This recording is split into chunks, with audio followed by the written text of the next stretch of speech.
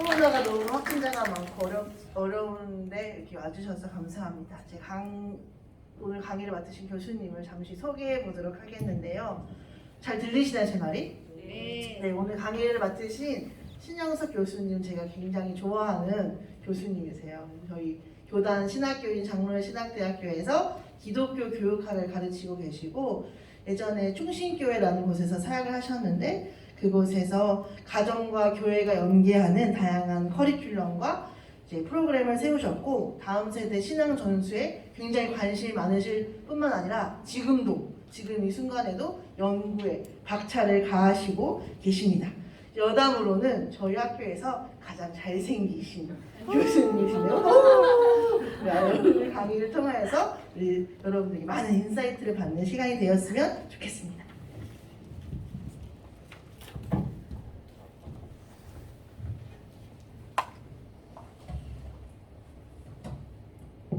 할렐루야.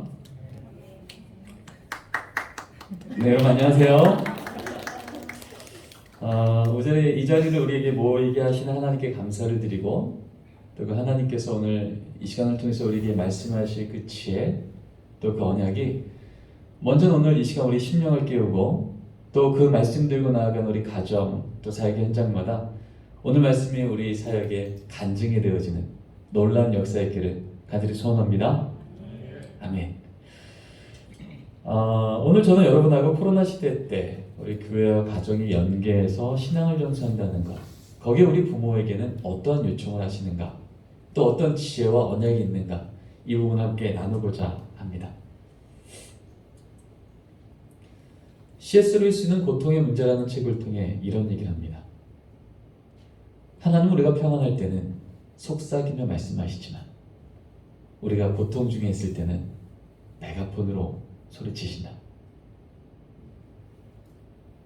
왜냐하면 우리는 이 고난이라는 걸 맞이하게 되면 이 고난 얼마나 큰 건가? 이 고난 언제쯤 끝날까?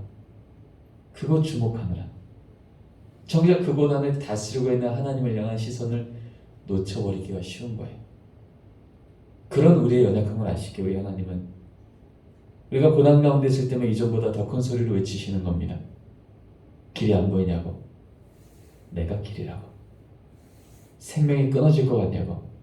내가 생명의 근원이라고. 거기 그렇게 멈춰있지 말고 여기 내 오른손 꼭 잡고 이 걸음 계속 같이 가자고 말씀하시는 하나님이신 줄 믿습니다. 그래서 하나님의 백성들에게 있어서 진짜 소망은요, 우리가 원하는 방법대로 우리가 원하는 때에 그 일이 이루어져서 소망이 있는 게 아니라 그 상황을 조금도 실수 없으시게 하나님의 능력으로 하나님의 때에 그 일을 행하시고 하나님께서 우리를 찾아오시면 그때 소망이 있는 겁니다.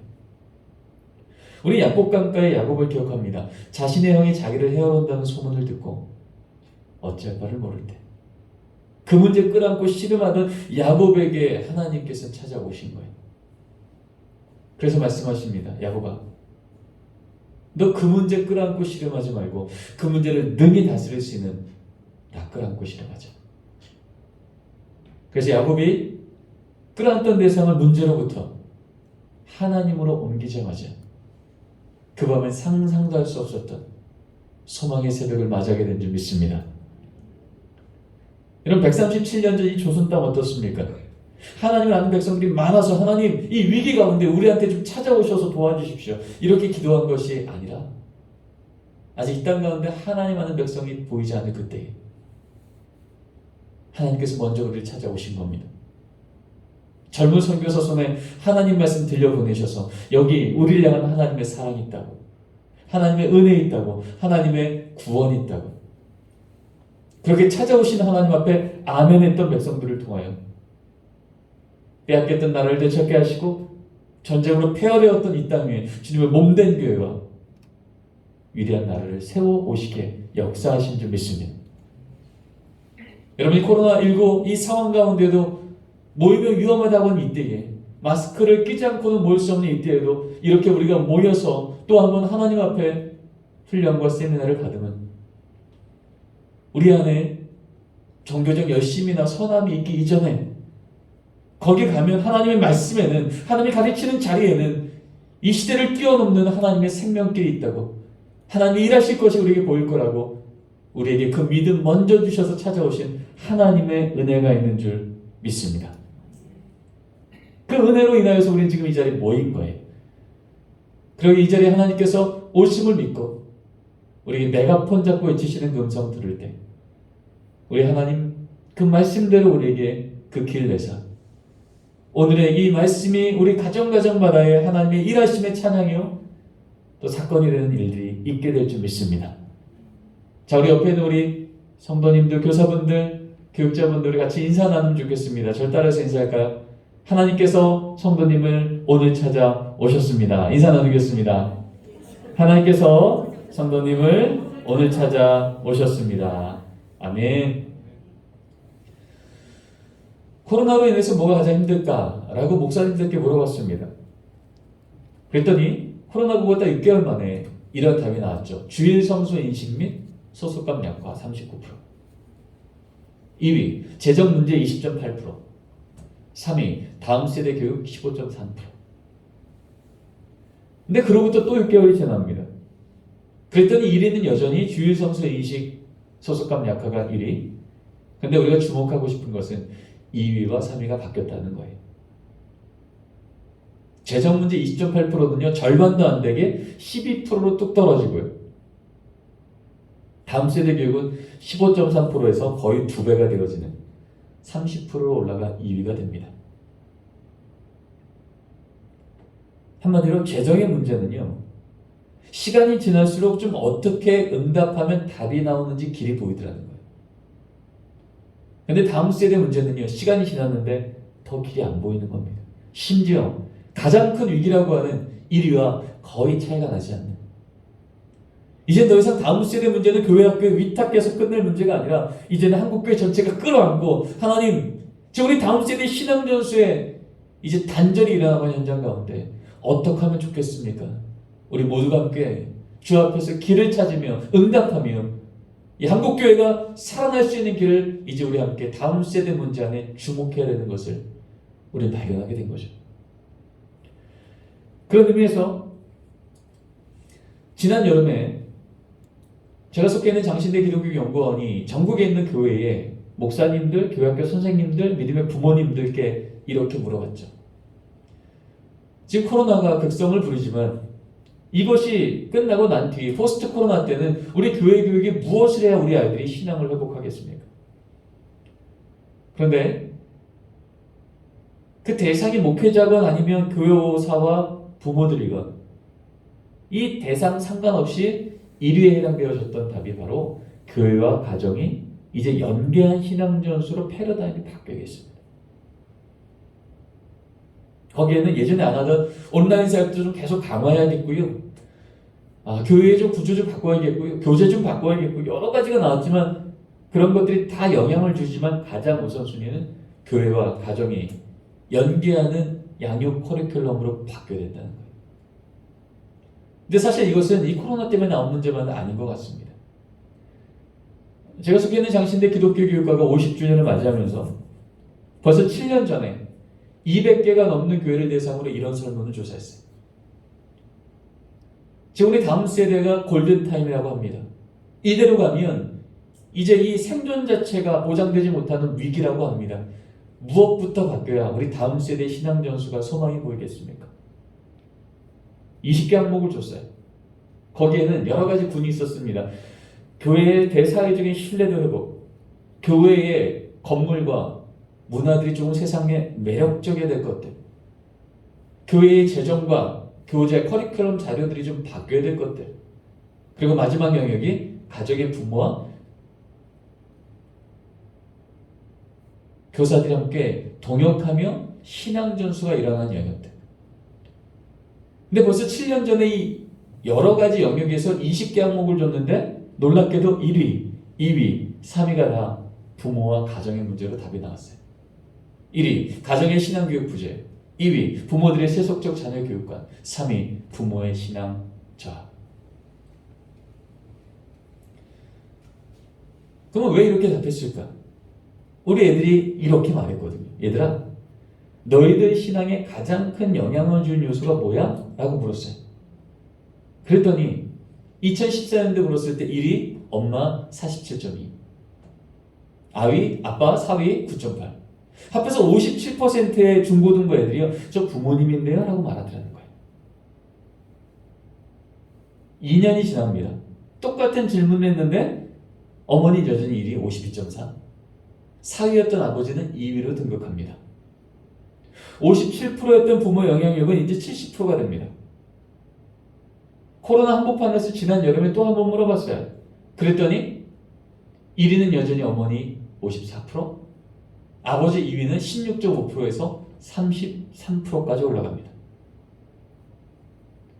여러분, 이 대답이 예수 믿는 중고등부 아이들 500명을 대상으로 물은 건데, 여러분, 중고등부 아이들 입에서 저는 부모님인데요 라는 답이 57, 70, 80을 넘어간다면 여러분, 아동부는 어떻겠습니까? 더 높을까요? 적을까요? 더 높죠. 영녀의 추구는요, 부모가 손잡고 이번 주 교회 오지 않으면 이번 주 교회 올 방법을 알 수도 없고 예배를 드릴 수도 없는 영녀의 추구애들이에요. 부모의 영향력은 절대적이었습니다. 그래서 궁금했죠. 과연 그렇게 절대적인 영향을 미치는 부모님들은 우리 아이들한테 어떤 영향을 주고 있을까? 기독부모 1,500명을 대상으로 지난 여름에 설문조사한 겁니다. 본인도 교회를 나오는 건 물론이요, 우리 자녀 5세에서 15세거든요. 만 15세까지니까 유치부에서 중고등부 사이에 자녀를 두고 보내고 있는 부모님들한테 물어본 거예요. 부모님, 우리 자녀들 양육함에 있어서 한 4가지 정도의 영역이 있습니다. 인성교육, 학업, 지성교육, 진로교육, 신앙교육. 혹시 이 교육 중에 어떤 것에 가장 우선순위를 두고 지금 자녀를 양육하십니까? 그 대답이 어떻게 나왔을까요? 다시 한번 말씀드리지만 이 조사에 참여한 부모님들 1,500명은 모두 다 주일날 교회를 나오는 분들이요, 자녀를 교회 학교에 보내는 분들이에요. 근데 그 결과는 충격적이었습니다. 인성교육 1위, 학업, 지성교육 2위, 진로교육 3위, 신앙교육은 최하위였습니다. 예수 믿지 않는 부모와 예수 믿는 부모가 함께 섞여 있는 데서 물어봤다면 이해가 돼요. 그 대학 들어가야 우리 자녀 인생 좀 안전하겠다, 그 직장 들어가 우리 자녀 인생 안전하겠다, 그 연봉 받아야, 이렇게 생각하는 세상의 부모들은 그럴 수 있어요.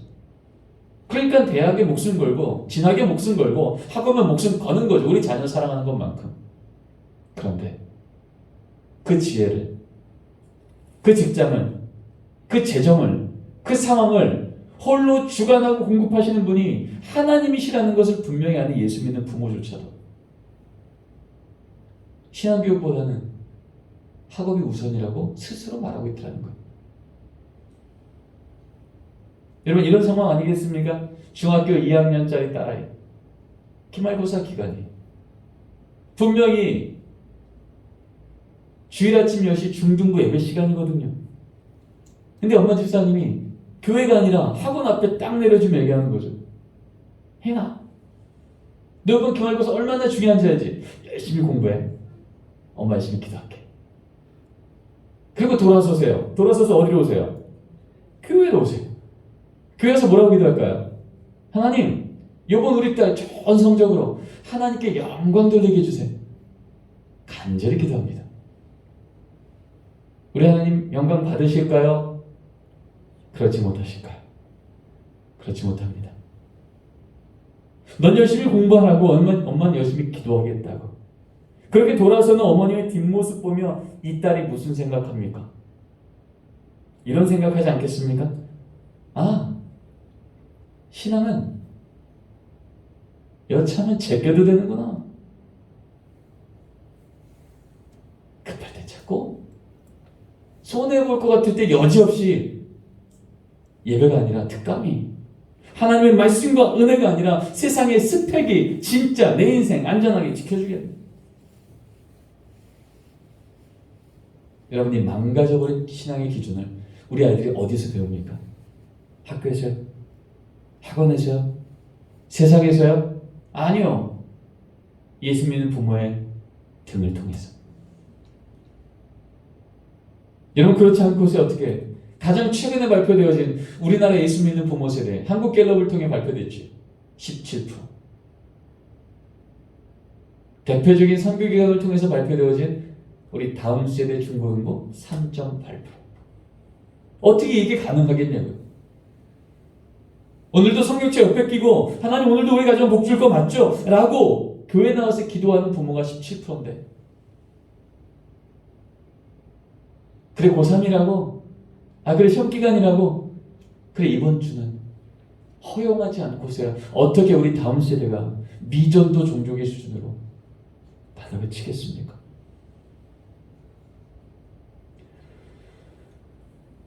저는 장신대 오기 전에 충신교회에서 교육생활 목사라며 연말이면 늘 이런 설문조사를 했습니다. 얘들아 이번 한 해 동안 살면서 너희가 주일 예배를 빠졌던 이유가 있다면 뭔지 한번 체크해볼래? 유치부부터 중고등부까지 15개 부서를 매해 점검했어요. 그런데 거의 부서 연령 상관없이 늘 1위로 나왔던 결과가 있습니다. 뭐였을까요? 학업이요? 공부요? 게임이요? 늦잠이요? 저 그럴 줄 알았거든요. 그런데 3년 내내 나왔던 1위는 전혀 다른 대답이었어요. 우리 아이들이 체크한 유치부부터 고등부까지. 아이들이 주일 예배를 빠졌던 1위의 원인은 가족 여행이었습니다. 벌써 10여 년 전 얘기예요. 벌써 10여 년 전부터 우리 아이들이요 유치부 때부터 아는 거예요. 가족 여행 갈 땐 주일 예배 빠져도 되네. 그리고 아동부 갔는데 또 경험하는 거예요. 가족 여행 갈 때는 주일 예배 빠지겠네. 그래서 중고등부 갔는데 또 경험하면 어떻게 돼요? 가족 여행 갈 때는 주일 예배 빠지는 거구나. 언제부턴가 아이들에게 주일 예배가 순종의 자리가 아니라 선택의 자리가 된 겁니다. 그걸 누구한테 배워요? 예수 믿는 우리 부모 통해서.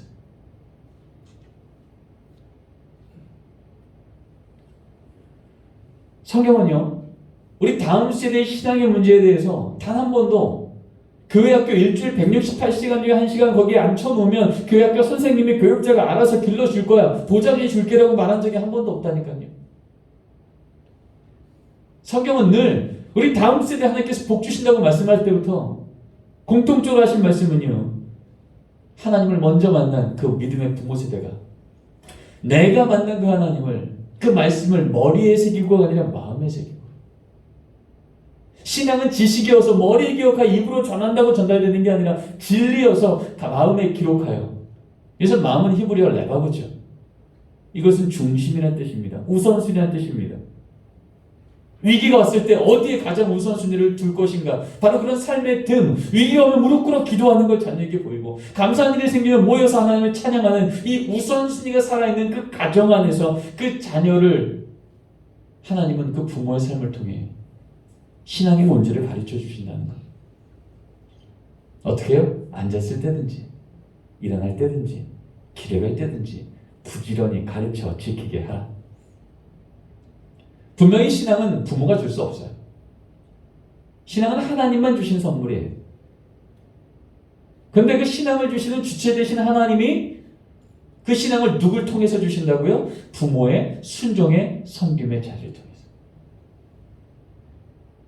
그러니 우리는 그 자리를 지키는 거예요. 우린 줄 능력이 없지만 주시는 분이 부지런히 가르쳐 지키라 명하시면 그 걸음을 순종할 때 언약한 대로 그 믿음을 그 통로 삼아 주실 줄 믿습니다.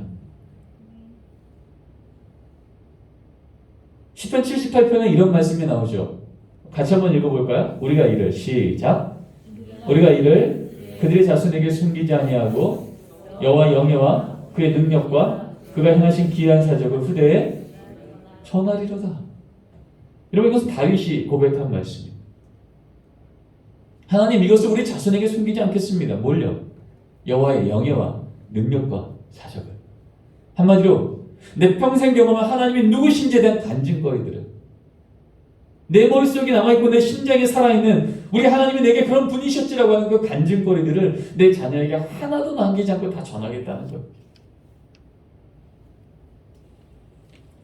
우리 하나님 이거 너무 기뻐 받으셔서 시편 한복판에 적어내시고 이스라엘 감사 예배시로 삼으셔서 이스라엘 민족이 모일 때마다 이 말씀을 함께 읽으며 결단하며 실천케 하셨던 거예요. 목동이었던 내가 어떻게 골리앗을 쓰러뜨리게 하셨는지, 그 아둘람굴에 있을 때 그 절망의 인생을 어떻게 약속대로 통일 왕국의 왕으로 지금 세우셨는지, 하나님이 아니고 설명없어요. 간증 같은 이 사건들을 우리 자녀가 하나도 빠뜨리지 않고 다 기억하게 전하겠다는 거예요. 지금 이 시대의 17% 예수 믿는 부모 세대가 내가 만난 그 하나님에 대한 간증거리를 하나도 빠뜨리지 않고 우리 자녀에게 지금 전하고 있습니까?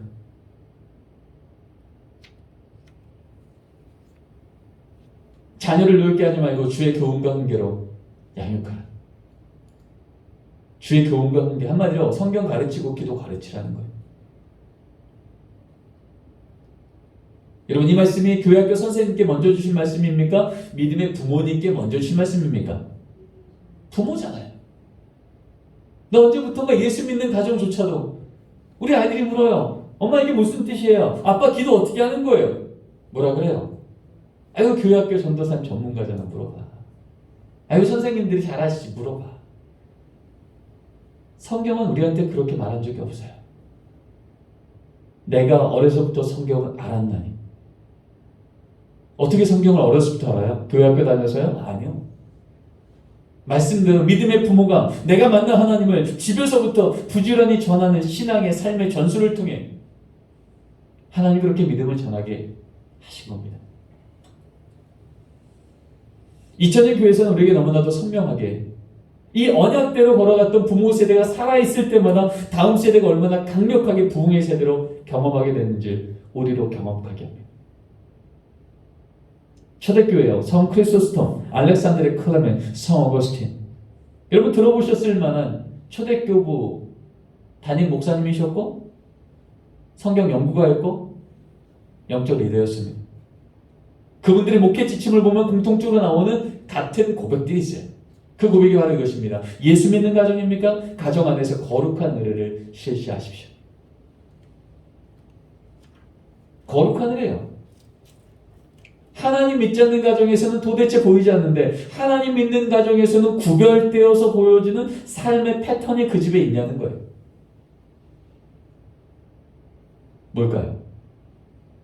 부모와 자녀가 모여서 정기적으로 하나님의 말씀을 읽으며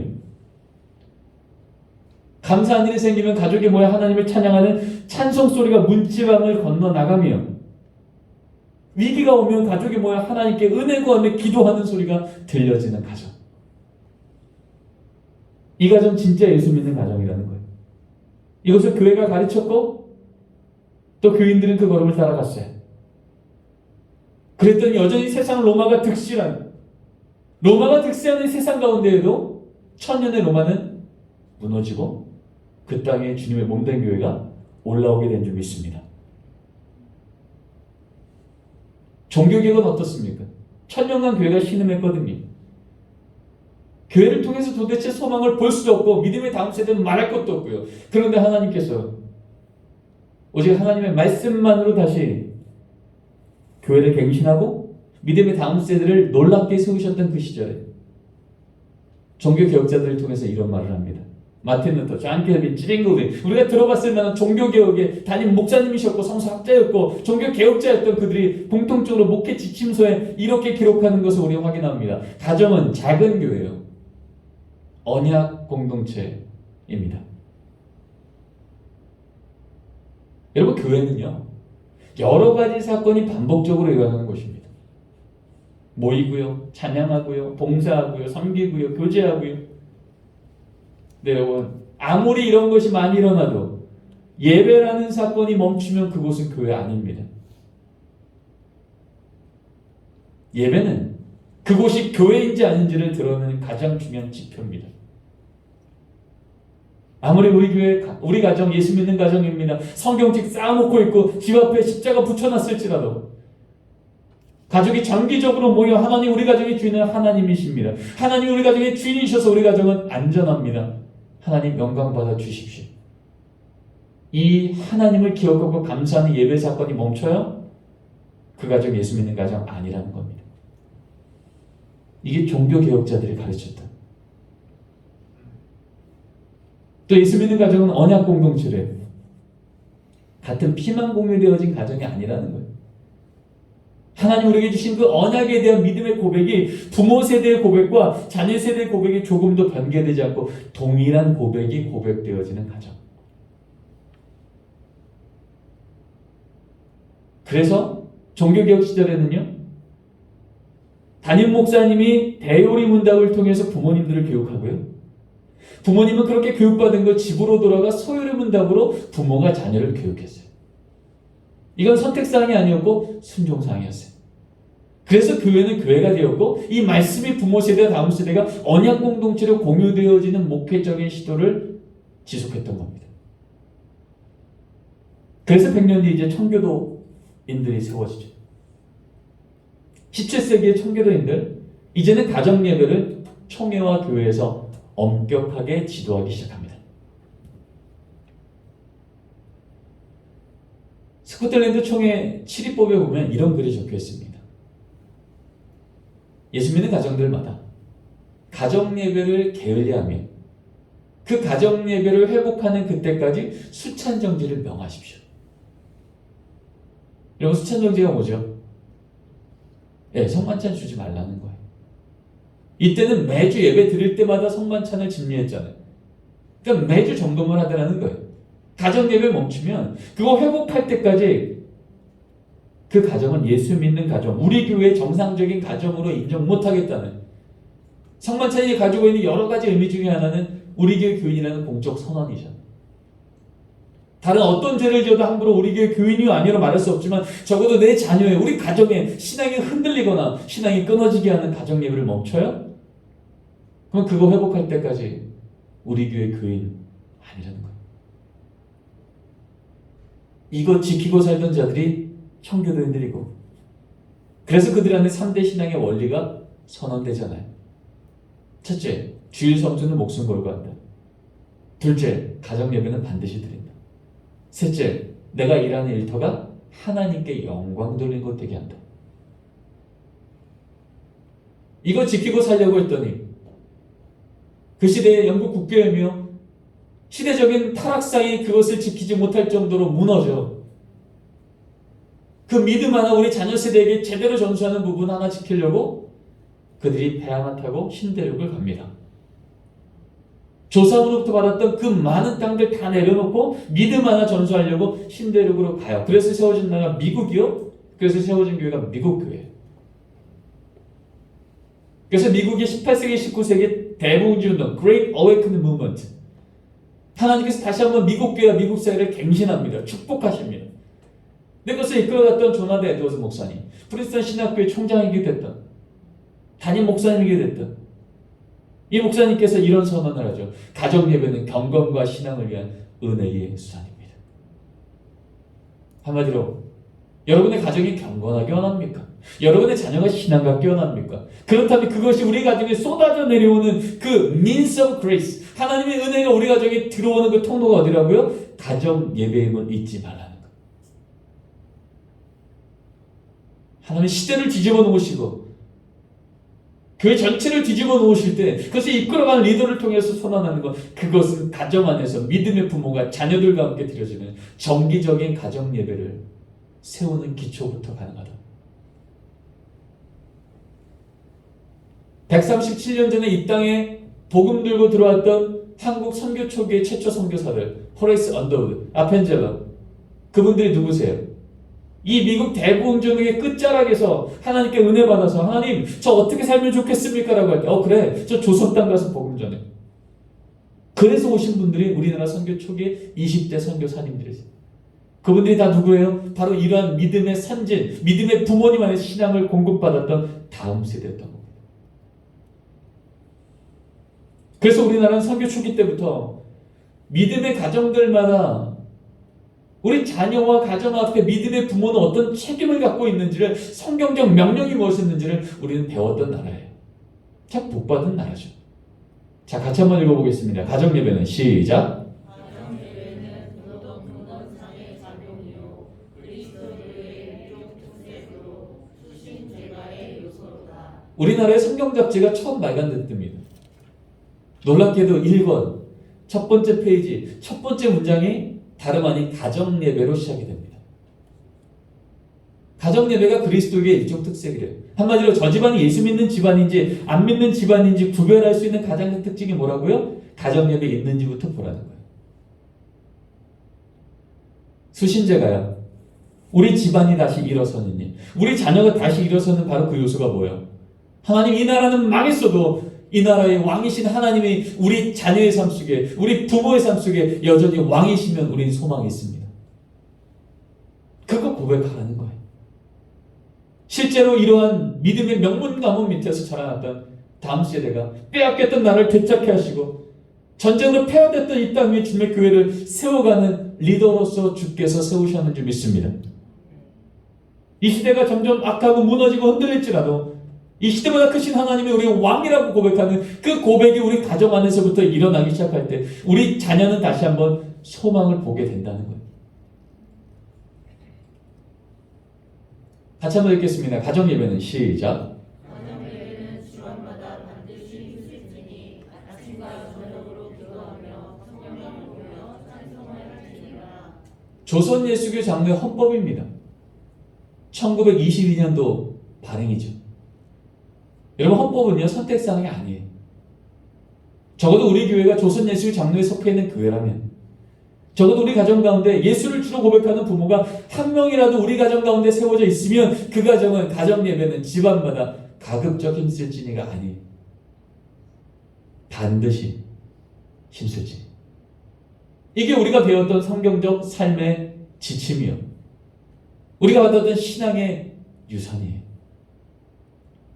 슬프게도 우리나라 대한예수교 장로회 통합 측은 1980년대 때에 우리 헌법에서 이 문장이 빠져나갑니다. 그러나 하나님의 말씀은 여전히 살아있어. 믿음의 가정마다 믿음의 부모와 자녀가 함께 하나님을 고백하는 이 자리는 선택사항이 아니라 순종사항이라고 우리에게 말하고 있음을 우리는 기억해야 됩니다. 성경에 너무나 많은 가정예배에 대한 본문들이 나와 있어요. 영적 원리로 치자면 에덴 동산에서 아담과 하와부터 시작했어요.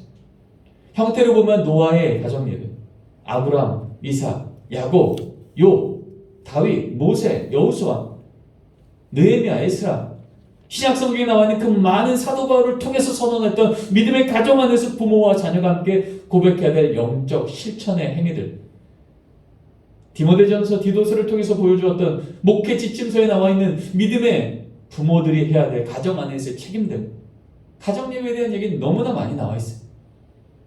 근데 오늘 시간이 제한되어 있어서 믿음의 조상 아브라함 때 가정 예배의 말씀만 우리 한번 확인하기를 원합니다. 같이 한번 읽을게요. 그가 처음으로 시작. 그가 처음으로 제단을 쌓은 곳이라. 그가 거기서 여호와의 이름을 불렀더라. 아브라함에게는 롯도 양과 소와 장막이 있으므로. 아멘. 여러분, 너무나 잘 아신 상황입니다. 하나님께서 아브라함을 메소포타미아 땅에 있을 때 불렀어요. 갈대 우르지역에서 부르시고 이제 내가 너로 인해 great nation, 큰 민족 이뤄줄게. 한마디로 내게 자녀 주고 너의 가정 믿음의 명문감을 세워줄게 라고 말씀하실 때 하나님께서 내가 내게 지시할 땅으로 가라 그래서 지금 그 땅 가고 있는 중이에요. 아직 지금 가나안 땅 도착도 안 했다고요. 그 신앙의 막 초창기 얘기인데 지금 이 성경은요, 그 여정을 가고 있는 아브라함 가정의 하나님은요, 한 가지 기준으로 이 여정을 가고 있던 두 가정, 아브라함의 가정과 롯의 가정은 대조시키십니다. 아브라함 가정에는 여호와의 이름을 부르는 제단, 가정 예배가 있었고, 롯의 가정에는 양과 소와 장막이 있더래요. 제단이 있다는 얘기는 없습니다. 근데 이 말씀이 나오자마자 성경은 롯은 소돔 땅으로 들어갔고 아브라함은 가나안 땅을 들어갔단 말합니다. 하나님께서 언약께서 지금 그 걸음을 걷고 있는 그 두 가정인데 왜 한 가정은 그 걸음을 갔다가 소돔 땅으로 들어가면 한 가정은 가나안 땅으로 마침내 들어갈까요? 족장 시대 때 친족 아비집을 버리고 다른 곳을 간다는 건 여러분 인생 걸었다는 얘기 아닙니까? 요즘 얘기하는 이사 갔다는 얘기 아니잖아요. 삶의 가치를 전혀 다른 데 두고 살기 시작했다는 얘기인 거예요. 누가 봐도 그 당시 최고의 비옥한 땅이었던 갈대아 우르 지역, 티그리스 유프라테스 강, 메소포타미아 땅, 역사적으로도 그렇게 부유한 곳은 없었는데 그거 내려놓고 하나님께서 지시할 땅으로 가라 했던 건 인생 걸었다는 얘기였고. 근데 문제는요. 아무리 머리로는 하나님 우리 가정 복 줄 거 믿습니다라고 해서 걸어갈지라도 당장 내 눈앞에 보이는 양 챙기느라, 소 챙기느라, 장막 챙기느라 가족이 모여 여호와의 이름을 부를 여유가 없었던 가정. 가족이 모여 여호와의 이름을 부르는 우선순위가 무너졌던 가정. 그랬더니 어떤 일이 생겨요? 소돔 땅이라고 하는 세상적으로 볼 때 매력적으로 보이는 땅이 딱 나타나니까 하나님 믿지 않는 가정과 조금도 다르지 않은 선택하더라는 겁니다. 이 소돔 땅 여기 사람 많네. 직장 많네. 우리 집에 있는 양소 장막 요거 들고 들어가면 살만하겠네. 이게 하나님 말했던 복 받는 가정이구나. 착각하더라는 거. 하나님 없이 복처럼 보이는 거 쫓아 들어가다가 망할 도성으로 들어간 롯의 가정과 복의 근원이신 하나님을 늘 마음에 모셔서 걷는 걸음마다 멈춰 하나님께 제단 쌓고 예배드리면 하나님 여기까지도 하나님의 은혜였습니다. 앞으로도 하나님 인도해 주시면 따라갑니다. 그랬더니 결국 가나안 땅을 들어가더라는 거예요. 가나안 땅 들어가자마자 기근이 있었습니다. 그러나 복의 근원이신 하나님이 늘 그 중심에 있는 가정은 기근의 땅마저도 적과 꿀린 땅으로 뒤집어 놓으시는 역전의 하나님. 하나님 알지 못한 세상 사람들조차 도대체 당신의 가정은 어떤 복이 있길래 이렇게 당신 가정은 번창합니까? 우리 가정 가운데 신 복으로 인하여서 하나님을 자랑하고 하나님께 영광 돌리는 가정 되는 것. 그 첫걸음부터 하나님의 관심은 가정 예배에 있었음을 우리 기억하는 거예요. 성경을 봐도 2000년 교회사를 봐도 그리고 지금 이 코로나의 목회적인 현실을 봐도 마스크 끼기 가지고는 모일 수 없고 언제쯤 코로나 끝날까 세상 핑계 삼지 않고 오늘도 마음껏 마스크 벗고 내게 만난 하나님 그분을 우리 자녀와 마음껏 전할 수 있는 유일한 대면 신앙 공동체 어디입니까? 가정이에요. 세상 핑계 삼지 않고 여전히 전할 수 있는 하나님의 은혜에 열린 공간, 바로 가정이었던 거예요. 바로 거기에 하나님은 주의 이름으로 모이는 그 자리마다 하나님의 제단을 쌓으시고 하나님의 복을 공급받는 은혜의 자리로 만들어주신 줄 믿습니다. 가정 예배는요, 교단마다 시대마다 정의가 다 달랐습니다. 근데 그것을 다 모으고 모았더니요, 결국 한 문장 남는 걸 저는 발견하게 됐어요. 자, 가정 예배 정의입니다. 같이 한번 읽겠습니다. 시작. 가족이 함께 하나님을 기억하고 감사하는. 어렵지 않으시죠? 더 짧게 해주시면 세 단어면 됩니다. 가족이 모이고요, 하나님 기억하고요, 감사하시면 됩니다. 그러면 가정 예배로 받아 주시더라는 거예요. 근데 우리 집에 가정 예배 드리십시오라고 하면 머리로는 다 동의하십니다. 드려야죠. 근데 문제는 우리 집에 요 걸림돌 요거 하나 해결해야지 그거 넘어가야 할 수 있습니다. 자녀의 반응이건 가족의 못모이건 어떤 상황이건. 네, 여러분 기억하십시오. 우리 하나님 하지 못할 건 명령하시는 분이 아니라 할 수 있도록 도우시는 분이신 줄 믿습니다. 그래서 가정 예배를 지금 상황 봐서는 못할 것 같은데 하나님이 하신 명령이라고 하니 이건 순종사항이기 하나님 한번 가보겠습니다라고 할 때 정말 그 가정 가운데 가정 예배가 지속이 되면 그때부터 가정 예배는 그 가정의 의의 행위가 아니라 하나님의 은혜의 현장이 되는 것을 우리는 맞이하게 될 줄 믿습니다. 그래서 어떤 가정도 예외 없이 가정 예배에 대한 부분에 이제 걸음을 시작해야 되는 거예요. 가정 예배에 대한 오해들이 우리 안에 있습니다. 첫 번째 오해는 이거죠. 가정 예배는 성인 예배 축소판이다 라고 하는 오해입니다. 마치 가정 예배 드리십시오 하면요, 우리 큰기쁨교회의 주일 오전 예배 그 경건함과 그 형식을 그대로 구현해내서 미니어처로 우리 집에 구현하는 것, 그래야 가정 예배 드렸다고 착각하는 거예요. 물론 그러면 얼마나 좋겠습니까? 그러나 우리 하나님은요, 우리 가정의 영적 수준을 아세요? 유치원 다니는 아들이 감사합니다 인사하는 것과 대학생 다니는 우리 20대 아들이 감사합니다 인사하는 그 형식이 같습니까? 다릅니까? 당연히 다르죠. 그러나 이 부모는요, 그래 얘는 유치원생이지, 그래 얘는 20대 청년이야 라는 걸 아는 부모는 그 자녀의 형식과 상관없이 있는 모습 그대로 기뻐 받아주며 그 자녀와의 교제와 친밀감이 더 깊어지는 줄 믿습니다. 우리 하나님 우리 가정 당연히 아시죠. 2000년 교회사 중에 가정예배를 가장 강력하게 실시했었던 청교도 시대 때도요, 가정예배에 대한 정의는 이렇게 적혀 있습니다. 가정예배요, 가족이 모여 성경 한 구절만 읽어도 이미 가정예배 드린 겁니다. 성경 한 구절 읽고 기도까지 했습니까? 가정예배 더 잘 드린 겁니다. 기도하고 말씀 읽고 기도하고 찬송까지 했습니까? 가정예배 더 잘 드린 겁니다. 여러분, 가정예배 안 드리면 7일까지 했었던 그 시대에도요, 가정예배에 대한 기준은 형식이 아니었다니까요. 우리 부모가 기대하는 어떤 형식과 그 모습이 나타나야 가정예배가 아니라 우리 가족에 있는 모습 그대로, 그러나 그것이 예배되게 하시는 가장 본질, 하나님을 기억하며 하나님께 감사하는 사건이 그 가정 가운데 일어나냐는 거예요.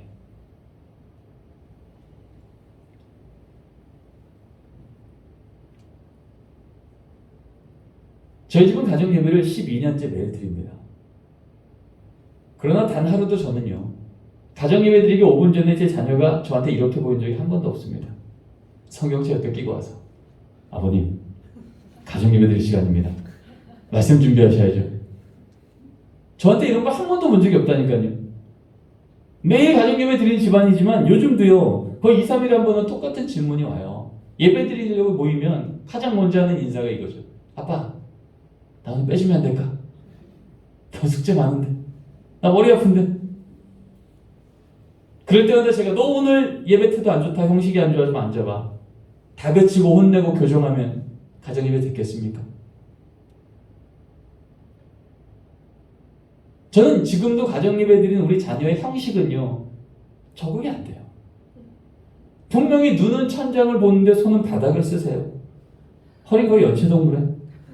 입은 끊임없이 뜯으십니다. 누나 왜 눈 떴어? 너 왜 떴어? 뭐 이런 얘기가 예배 한 번에도 몇 번이 나와요. 하지만 그래, 가정예배는 형식이 아니야. 그래, 하나님 말씀 주목하는 거지. 2차조차 예배가 끝나지만 예배 끝날 때 되면 제 마음에 의심의 영이 충만해집니다. 도대체 얘네 예배 드렸을까? 제가 묻죠. 아들, 너 오늘 예배 드렸어? 장난치던데 말씀 기억이 나니? 그러면 그 입에서 이런 말이 나오는 거예요. 아빠, 오늘 다윗이 골리앗 한 번 볼 때 여호와 6번 봤다는 얘기 아니야. 걱정 마, 걱정 마. 나도 힘들면 그럴 거야.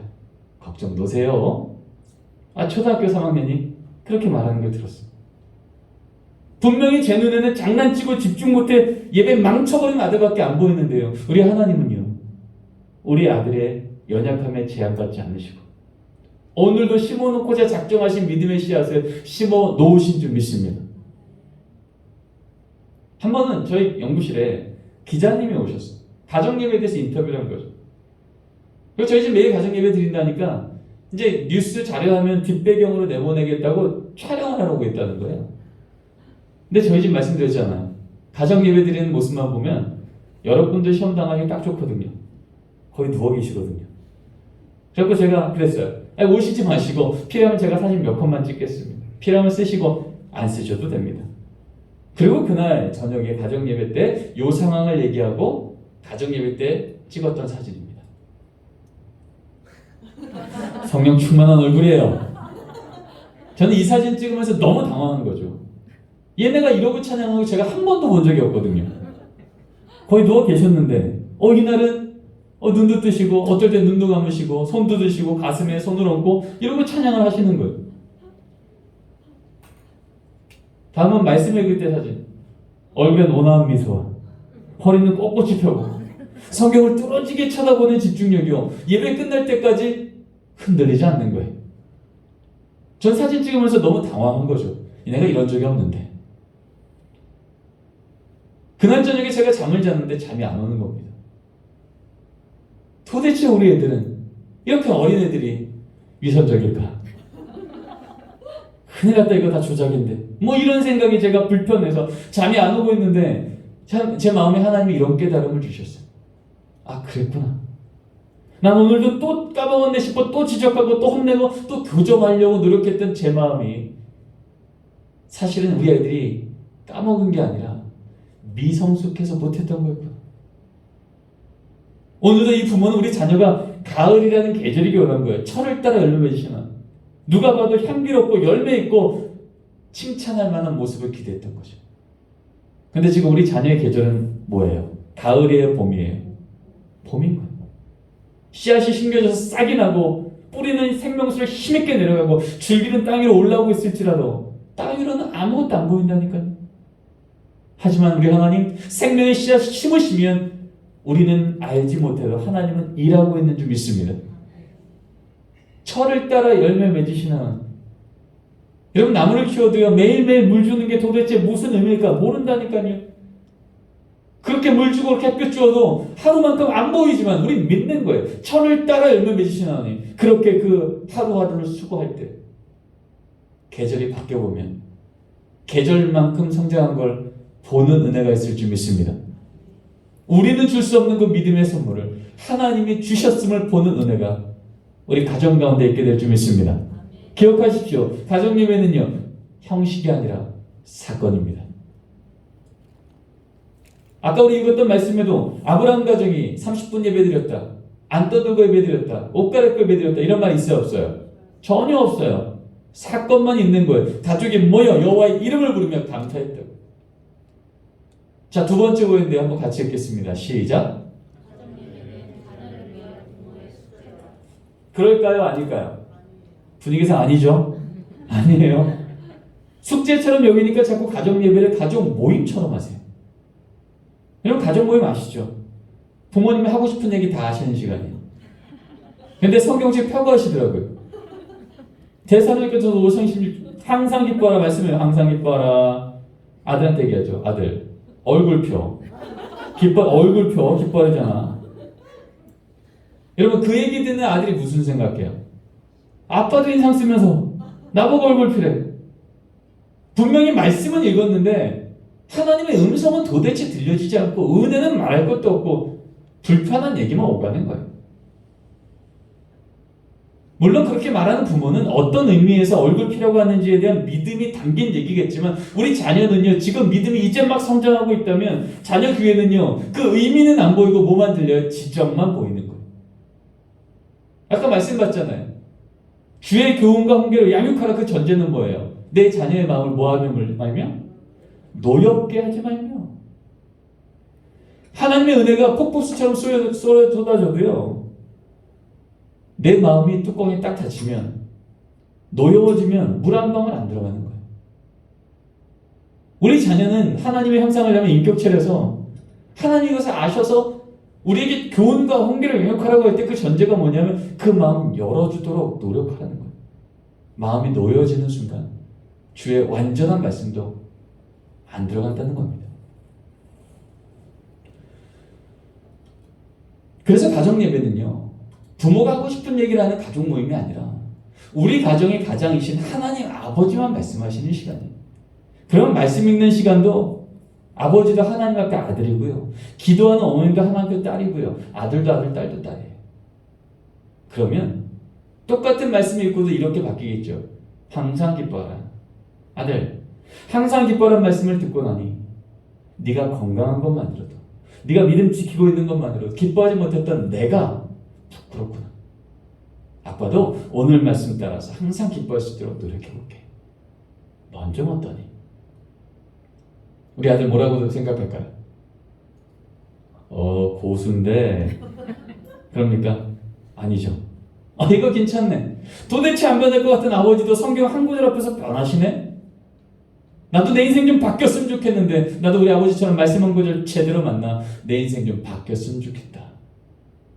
말씀을 대한다는 게 무엇인지 눈앞에서 경험하지 않겠습니까? 어머님도 기도합니다. 하나님, 오늘도 또 우리 집에 또 어려운 일이 생겼습니다. 그럼에도 불구하고 기뻐하라 말씀하시니 오늘 우리 집에 있는 이 어려운 사건, 간증 사건으로 바뀌는 그날까지 눈에 보이는 대로 함부로 원망치 않게 입술에 파수꾼 세워주시고 이 걸음 인도하시는 주님에서 꼭 붙들고 갈 수 있도록 믿음의 손을 주님께서 꼭 붙들어 주시옵소서. 여러분, 이 기도를 하는 어머님의 기도 소리 들으면 이 딸이 무슨 생각할까요? 이쯤이면 우리 엄마도 하나님 원망해야 되는데, 이쯤이면 절망해야 되는데, 여기 진짜 신앙의 거인이 앉아있네. 나도 우리 엄마처럼 예수님 제대로 만나 어떤 상황에도 흔들리지 않는 견고한 인생 살고 싶다. 나도 요즘에 돈 때문에, 외모 때문에, 성적 때문에 내 인생 흔들려서 너무 괴로운데 나도 우리 어머님처럼 예수님 깊이 만나 어떤 상황에도 흔들리지 않는 안전한 인생 살고 싶다. 기도가 뭔지를 이 딸이 그 자리에서 배우지 않겠습니까? 위기가 오면 무릎 꿇어 기도하는 걸 자녀에게 보이고, 아니 자녀도 함께 무릎 꿇려 기도시키고 그렇게 가는 여정 중에 하나님이 아니고 설명할 수 없는 기적 같은 사건이 또 우리 가정 가운데 임하면 그때부터 이 자녀에게 하나님은 귀로 듣는 교류의 하나님이 아니라 눈으로 보는 살아있는 하나님이 될 줄 믿습니다. 그러면 이 자녀 성장하여서 부모를 떠나 사는 청년이 되어도 위기가 오면 나도 모르게 무릎 꿇는 청년이 되며 감사한 일이 생기면 교만하지 않고 손들고 하나님께 영광 돌리며 하나님이 하셨다.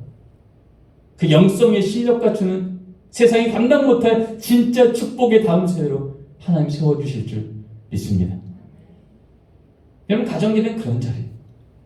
우리 자녀가 믿음 갖는 것, 세상보다 하나님을 또 두려워하며 하나님의 법이 세상의 법을 이길 수 있음을 내 입으로 고백하는 그 자리는요, 어쩌다 우연히 그렇게 임하는 게 아니라 하나님의 말씀 따라 순종하는 걸음걸음 위에 하나님의 언약대로 신실히 그렇게 믿음을 채워내시는 하나님으로 인하여 보게 되는 하나님에 대한 감사의 고백이 될 줄 믿습니다.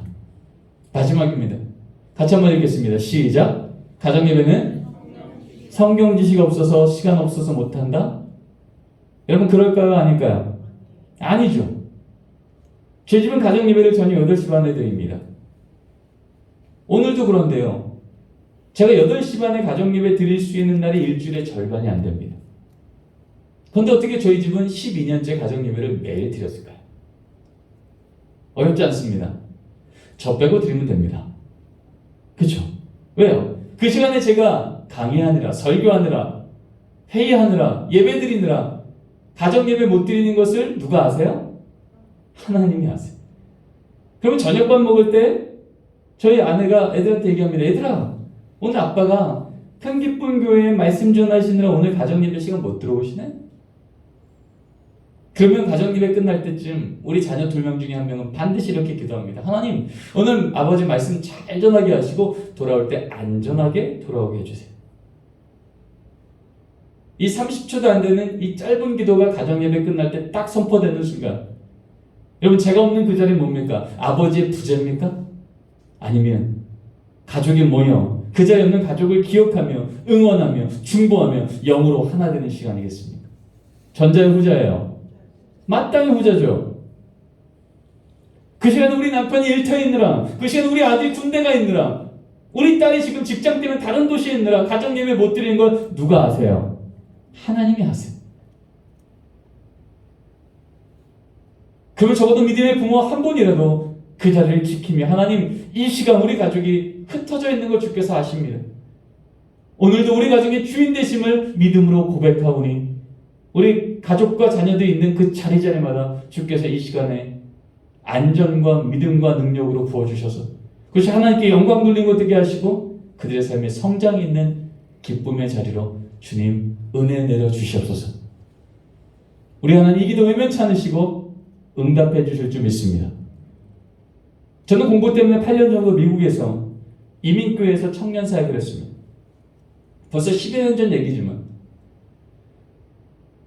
꽤 많은 청년들이 고등학교 때부터 대학교 때부터 부모님은 한국에 있고 본인들은 공부하러 지금 미국 가서 살고 있는 거예요. 부모님 뵌 지도 몇 년 된 청년들이 많습니다. 그럼에도 불구하고 적지 않은 청년들이요, 수요일, 목요일, 금요일, 주말쯤 가기 시작하면 한국에서 연락이 오는 거예요. 문자로 오건 전화로 오건 이메일로 오건. 딸아, 이번 주 가정예배 때 기도하려고 그래. 기도 제목 뭐니? 어떨 때 이렇게 기도를 부탁한답니다. 아들아, 이번 주 아버지가 많이 편찮으셨어. 토요일 밤 9시 가정예배 시간 알지? 단 5분이라도 꼭 같이 기도하자.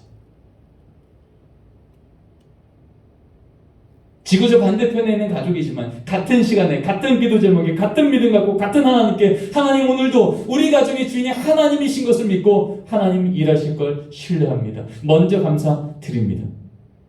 여러분 그 기도 우리 하나님 들으시사 그렇게 흩어져 있는 가정 안에서도 하나님이 한 하나님 되심을 드러내시고 믿음 키워주시는 줄 믿습니다. 저는 적지 않은 청년들이 바로 그러한 걸음을 통해서 나는 잠시 믿음 때문에 교회를 떠나 있고 거의 나오지 않고 헤매고 있을지라도 늘 정기적으로 그래 우리 하나님이 우리 가정을 통해서 우리를 붙드시지. 우리 부모님은 기도하는 분이시지. 우리 아버지가 날 위해서 기도하고 계시지. 이것이 늘 그들에게는 그 옆에 놓여있게 되어서 잠시 흔들려서 떠났을지라도 하나님의 위기가 오면 올수록 삶의 기도 제목이 간절해질수록 그 기도에 역사하시사 하나님 다시 인정할 수밖에 없게. 그래서 이제 인격적 하나님으로 다시 회복하게 보는 것을 저는 많이 보다 한국으로 돌아오게 됐습니다. 전 동일한 역사가 우리 교회 가운데에도 우리 가족 가운데에도 우리가 부족해서 안 되겠다라고 포기하는 분이 아니라 부족한 만큼 또 은혜를 베푸시사 우리를 붙드시는 하나님의 은혜가 우리 가운데 있게 될 줄 믿습니다. 결론입니다. 자, 우리의 고백을 1번부터 4번까지 읽어보겠습니다. 함께 읽습니다. 시작. 가정예배는 대안이 아니라 원한입니다. 가정예배는 형식이 아니라 사건입니다. 이제는 교회와 부모가 자녀의 세대를 함께 양육해야 됩니다. 자녀들이 우리 나이 되었을 때 우리보다 더 믿음 좋은 부모 세대로 교회에 섬기는 것을 보기 원합니다. 아멘. 여러분, 오늘 우리 하나님이 주신 가정예배에 대한 이 말씀은 가장 구체적인 성경적이요 교회사적인 하나님께서 다음 세대 신앙을 양육하기 위한 명령이셨고 또 순종의 자리였습니다. 그리고 하나님께서 우리에게 이렇게 말씀하시면 숙제를 주심이 아니라 언약을 주신 것을 믿고 우리 가족의 수준만큼이 아니라 우리 가족을 향한 하나님의 계획만큼 하나님의 결단만큼 그렇게 우리 가정을 세워주실 것을 믿고 이 걸음 걸어내시기를 간절히 소원합니다. 기도하겠습니다. 하나님 감사합니다. 코로나 한복판에서도 저희들 우리 가정을 하나님께서 어떻게 회복하기로 원하시며 특별히 우리 자녀 세대에게 어떻게 신앙을 전수하기 원하시는지 하나님이 작정하신 하나님의 계획을 우리로 말씀하시며 이 안에 우리로 동참케 하시는 은혜의 초대를 주시니 감사를 드립니다. 롯의 가정처럼 양 챙기느라 소 챙기느라 장목 챙기느라 여호와의 이름을 가족에 모일 여유가 없었던 가정이 있었다면 주님 이 시간 주의 자비와 은혜 베풀어 주셔서 시간 없어서가 아닌 시간을 내어서 하나님을 기억하고 감사하는 사건이 우리 가정 가운데 있을 때에 위기가 오면 올수록 더욱더 크신 위기보다 큰 하나님을 또 한 번 체험하는 놀라운 은혜의 자리를 우리 가정 가운데 허락하여 주시옵소서. 주님께서 그렇게 역사하시고 이루시고 회복하실 것을 믿고 기대하며 예수님의 이름으로 기도드립니다. 아멘. 우리 귀한 강의 해주신 신현숙 교수님께 다시 한번 큰 박수로